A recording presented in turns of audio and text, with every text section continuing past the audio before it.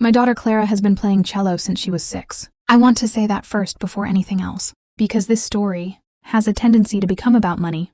If you're not careful, and it isn't about money, it's about the way she sits when she plays.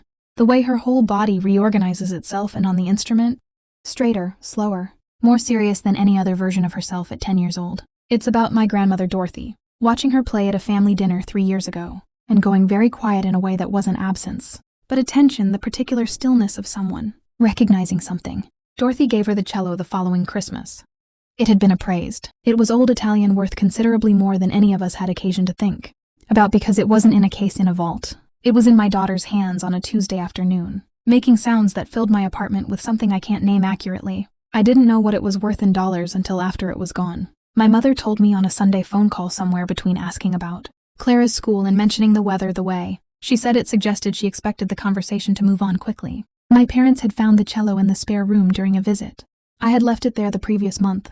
While Clara and I were traveling, they had contacted an instrument dealer my father knew. They had sold it for $17,000, and the money had gone toward a pool installation at my sister's house where 3 grandchildren would get use of it all summer. It made sense, my mother said. Clara's young. She can start again on something new.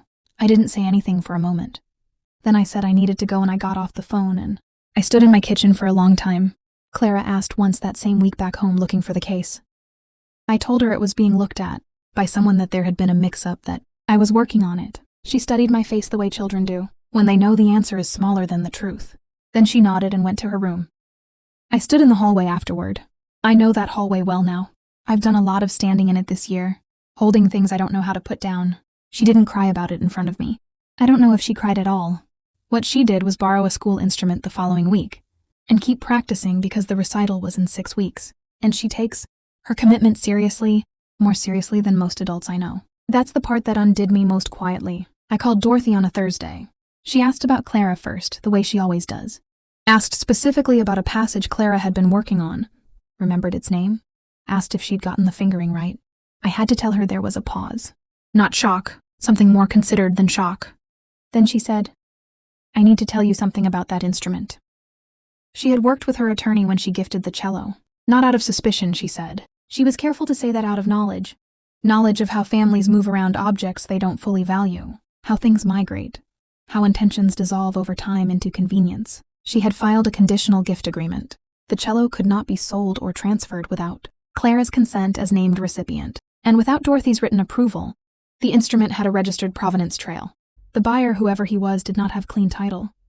The sale, as executed, was not legal. She said all of this in the same voice she uses to discuss the weather. Then she said her attorney had already been contacted, and I shouldn't worry about navigating it alone.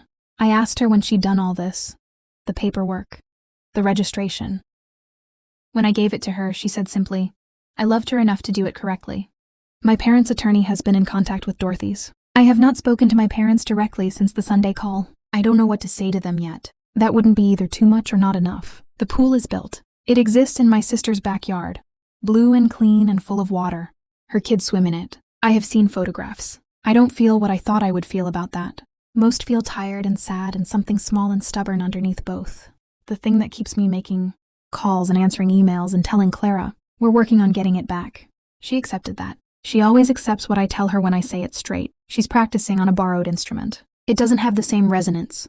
She told me that once, technically without complaint, just as information. But the sound still comes through the door in the evenings. She still goes still and straight when she plays. Whatever Dorothy heard in her 3 years ago is still there. Unchanged, patient. Dorothy called last week to check in. Before we hung up, she said, the instrument can be recovered. Those things take time. What she has that doesn't need recovering. I wrote it down after we got off the phone. I've been carrying it since.